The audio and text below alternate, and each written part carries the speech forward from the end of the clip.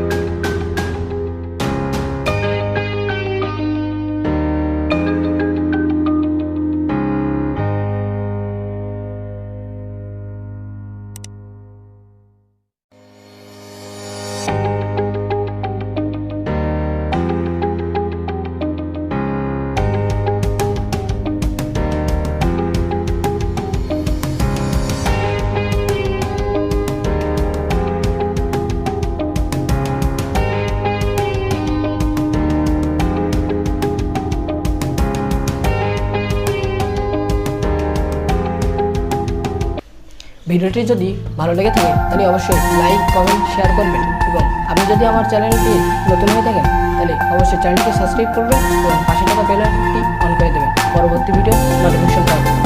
সবাই ভালো থাকবেন, সুস্থ থাকবেন। খোদা হাফেজ।